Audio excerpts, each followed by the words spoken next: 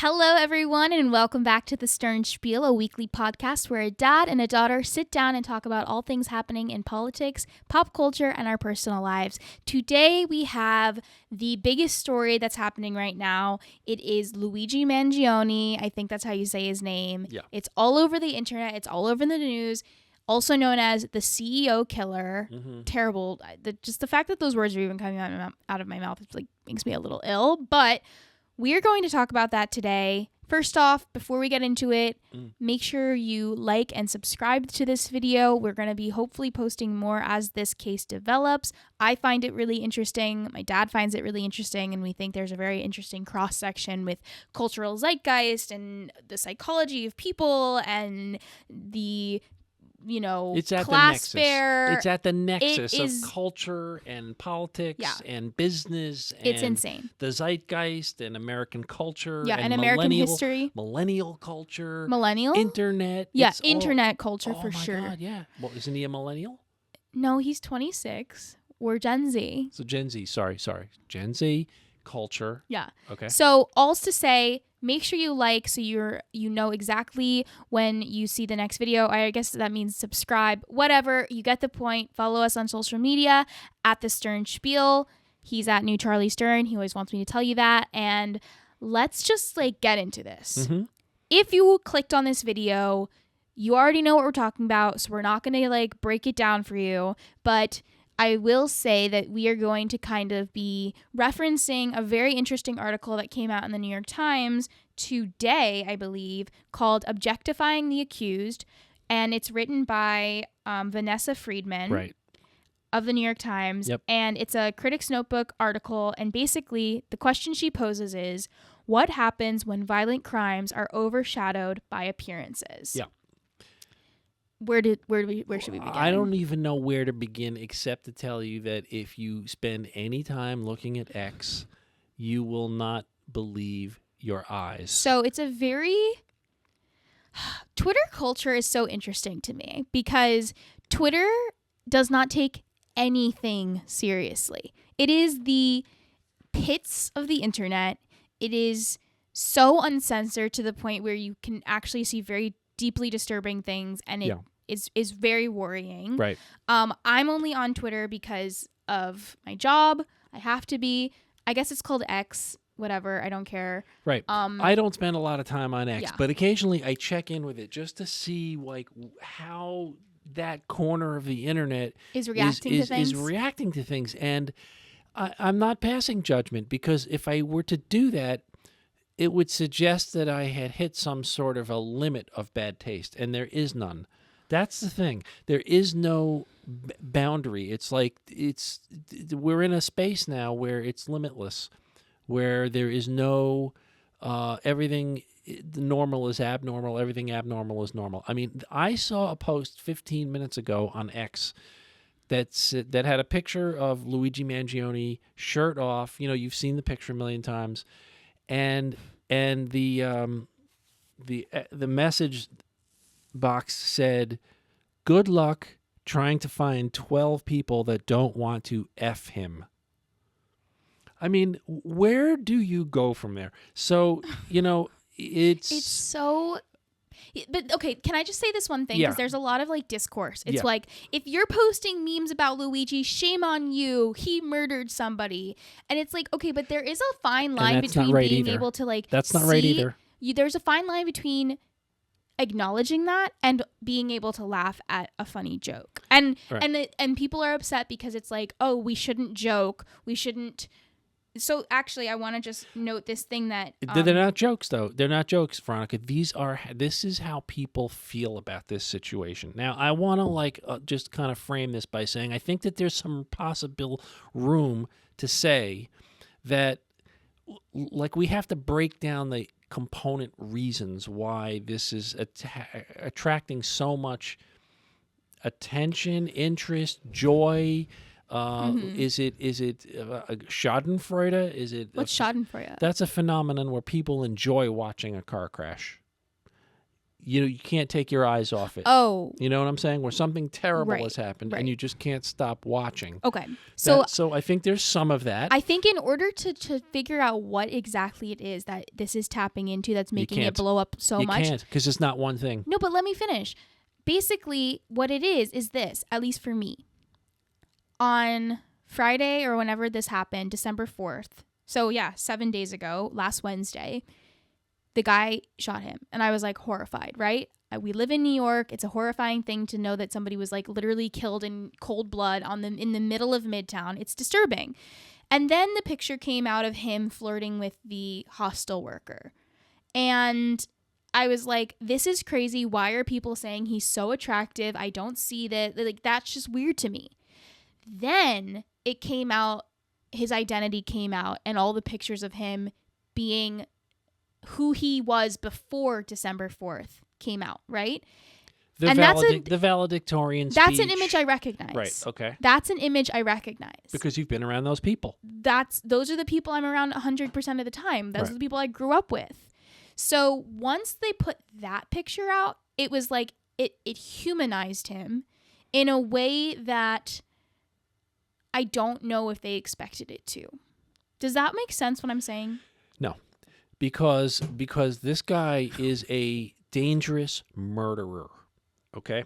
He is a person who clearly committed this crime. We now, as of today, know that the gun ties very cleanly to the crime. He did it. Mm-hmm. And it's not a question of presumption of innocence and blah, blah, blah. We all know he did it, right? There's a crisp, clear trail. He is a violent murderer who needs to be locked up in order to keep the rest of us safe. I mean, it is extremely sad. Now, if you just establish that at the center of the table, everything else that goes around it is kind of senseless. Can I say this one thing? And it's an interesting note that Vanessa Friedman wrote in this article. It's something called the halo effect, which is a term, and it's the tendency of the public to equate innocence with attractiveness. I don't know if that's what's happening on Twitter. I don't think people are seeing this man and saying, oh, he's innocent because he can't possibly have committed these crimes because he's too pretty. That's not what's happening. I agree with you. That's not what's happening. Right. People are saying this man deserves to walk free because it's a bit of a Robin Hood effect. He did it. He has this manifesto. He's yelling to the public that the American people are being, I don't know exactly what the quote is that he said yesterday, but what is it? Oh, when he was pulled into the local police precinct, wherever he was picked up in Pennsylvania, he was yelling something about that the American people it was an insult to the intelligence of the American people, or words to that effect. And that is what people, I think that there's more than one reason why people are so fascinated with this guy, and it's not because they believe he's innocent or that they believe he should be free, or even if they say that, no one in their right mind could believe it. What's happening is he's representing, for many people, an anti-establishment characterization. He represents a feeling, deep inside your blood feeling that someone got away with the revenge that they wish they could get away with. And so people are transferring their frustration and anger with the systems that they can't change and can't affect and perceive are against them. Right. And he has personified the rage against the machine. Yes.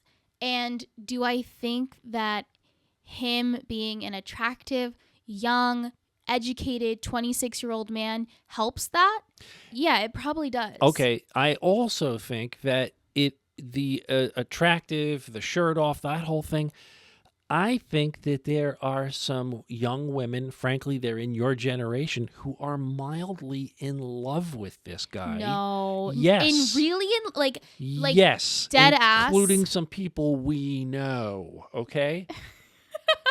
And they He's not talking about me, they guys. see this guy and they see virility and they see youth and they see energy and they see conviction.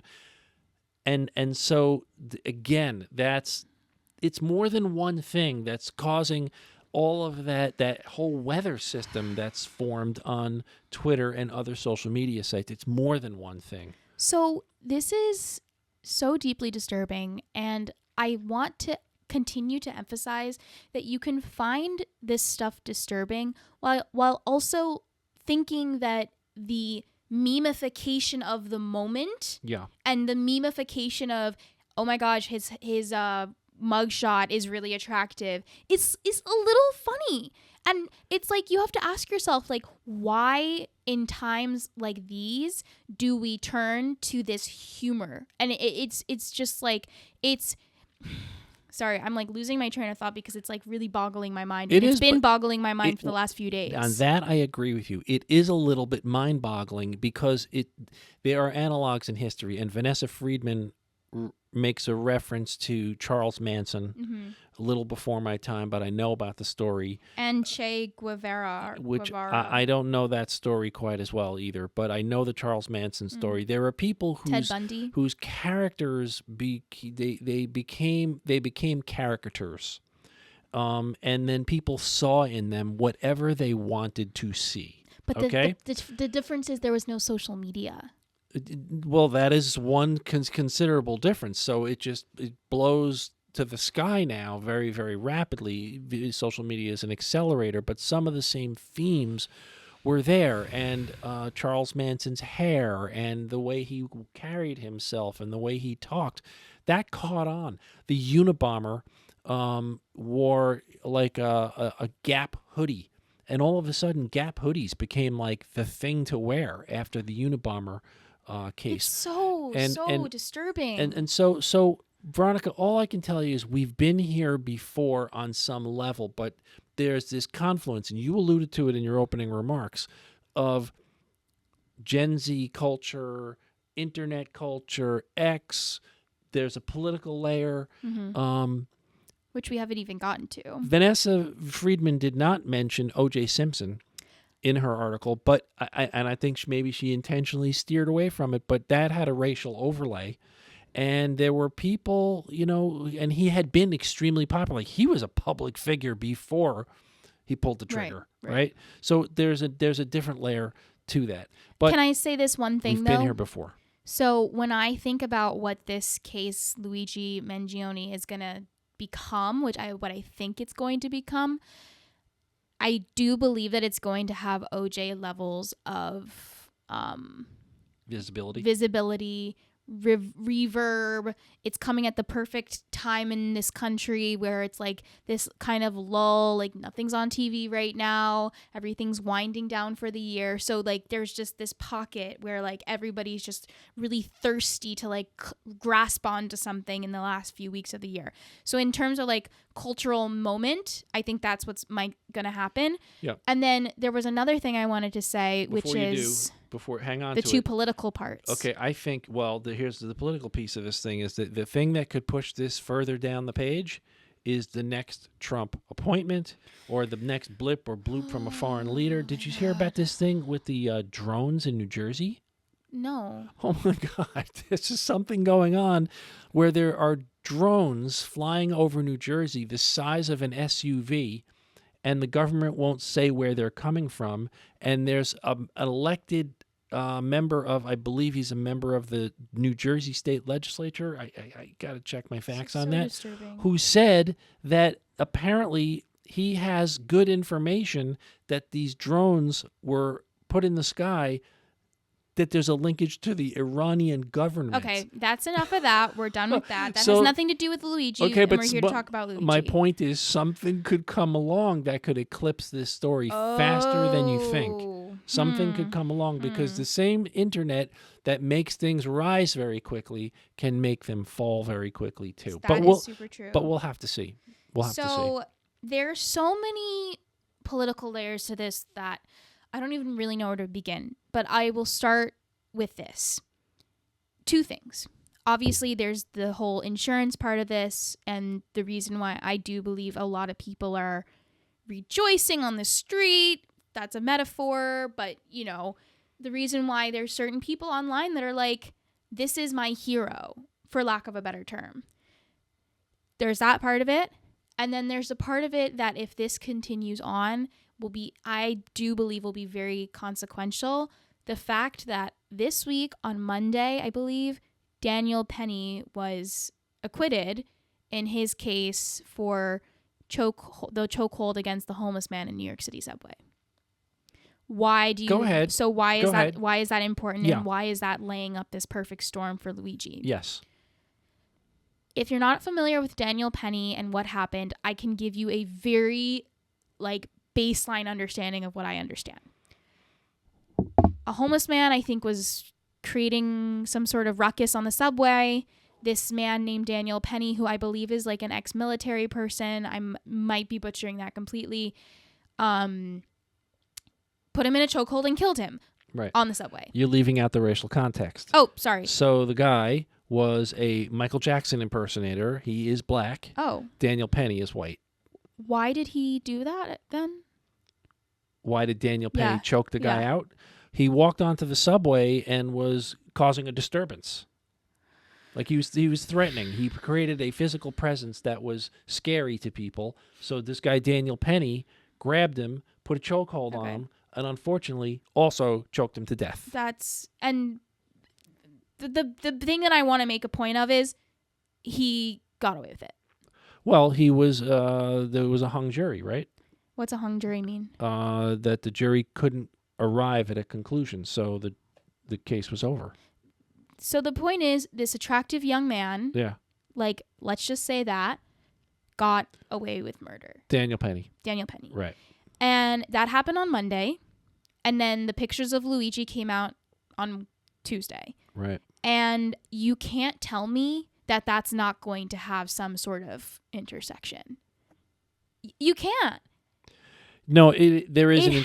There is something about that happening, then Luigi happening at the second day, that is just weird, disturbing, and the way that people are reacting. Well, listen, I wasn't on Twitter when the whole Daniel Penny thing happened, and I think that there is an obvious right versus wrong there.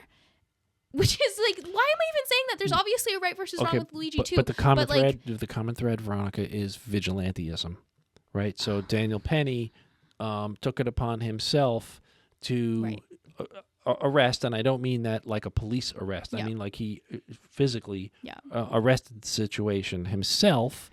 And Luigi, according to his manifesto, we believe that he targeted this CEO because he was the CEO of a healthcare company, and for whatever reason, we seem to believe that he identified some things which unfortunately might be true, which is that the health insurance companies aren't promoting the health of the public. Right. They are promoting the financial wealth of their pockets of the people that run the health insurance companies. So and that's a widely held belief. Like average people, including me, believe that. So both things can be true. Yeah. It is true that the health insurance company it's an abomination, and that we don't have the best healthcare system we could have because it is being drained by people like that CEO. And there's plenty more of them out there, and they're scared to death right now for their personal safety and for the safety of their families. Well, you know what? And I don't blame them, because in Midtown Manhattan, there are now wanted posters with the faces of CEOs on them that say wanted. Right. That's disturbing. I don't blame them either. Veronica. But what is also true is that some of these healthcare CEOs are pulling down $10, $20, and $50 million a year, and some even more. Yeah. And who do you think is paying for that? Right. The subscribers. So the insured. The people who need the healthcare and can't afford it. Or they can afford it, but it's draining. Mm-hmm. Or it's just driving up the cost of some kinds of products and services to a level that's just unnatural and unattainable. So it's becoming increasingly clear as the days go forward with this Luigi case that he did this to prove a point. and he did it to start a cultural conversation. And whether or not the culture is going to have that conversation is still very up in the air, because right now, at least on Twitter and on the internet, the only conversation that's being had is how attractive this man is and how everybody thinks he's such a good guy. And I don't know if it's the halo effect. I don't know. And actually, I don't know if anybody's really saying he's a good guy. I think they're really just focusing in on the fact that he's attractive. And I fear that his message might be getting lost. I think his point, whether it's a good message or a bad message, I think his point was proven before. I mean, there's been decades of conversation about socializing the medicine system in the United States to do something. But Dad, nothing's changing. And not a thing is, no, it's gotten worse. Yeah. It's absolutely gotten worse. And CEO pay has gone out of control. And the regulation that would reverse that, as a country, we don't seem to want to adopt. Well, that's what I'm trying to say, though. I'm saying, is this going to be the catalyst for things to change finally once and for all? I doubt it. I think it's going to be the catalyst for healthcare corporations to buy more security for their senior execs. That's all it's going to be a catalyst for. If I'm being perfectly candid with you, that's what this is going to accomplish. I heard a security guy on CNN the other day saying that he protects people like this. This is their business. And he said what he would have done in this situation is he would have had 10 security people taken the guy from one side of the street to the other side of the street, stayed in one hotel. How come he had no security? He didn't want it. He didn't feel like he needed it. And then he was making a quick shot across the street. He probably felt like he could swing it. Who knows? The only thing I can tell you is that no, I don't think that this is going to invoke any kind of social change or legislative awareness or regulatory reform. Absolutely not. The only thing it's going to do is cause big companies, particularly public companies, and private ones too, to spend a lot more money to insulate their senior people from danger and their families, and shareholders and will applaud that, and customers will pay for it. That's all that's going to happen. Guys, this is... It's pretty dark. It's a dark conversation. It is pretty dark. But, then you get on to X, and there's like a fan page. Luigi Crave. There was a term you used earlier that I never heard of before. I can't remember what it was. I don't follow it, by the way, just so everybody knows. There was a term you used before. Not fan page. It was something else. Fan cam? Fan cam. I don't remember. Regarding what? Regarding this topic. Anyway, it's totally out of control. I thought I'd be able to remember the absurdity of what I saw on X, and I can't even really put it together. It's a lot. So mind-boggling. It's a lot, and I fear that this is just going to go down in memification of life, and oh my God, that happened in 2024, but, Well, let's break it down. There's two ways it could go. It could escalate and become 24/7 for a few months, or it could fizzle really fast if something else replaces it. Like I said, drones the size of SUVs over New Jersey that are held by the Iranian government, or Donald Trump decides to appoint Bozo the Clown to be the secretary of something, or, anything could really steal the news cycle and move the memification over to somewhere else. Right. But the same insanity, the same ridicularity, the same obvious opposition of intelligent thought is going to present itself on whatever the story is. This is my final question for the day then.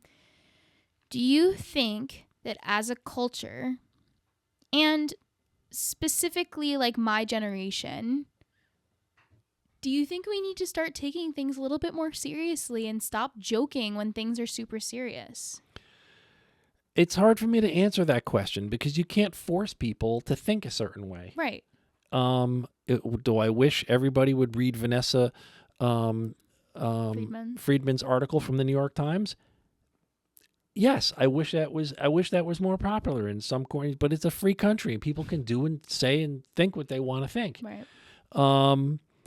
We have a justice system. It's going to grind its gears until that guy is locked up. And he needs to be locked up because it's unsafe for the rest of us, for people like that to be running around. And I also think that the loosely bound minds out there need to get the message that it's not okay to manufacture a ghost gun and to murder people because you don't like their opinions.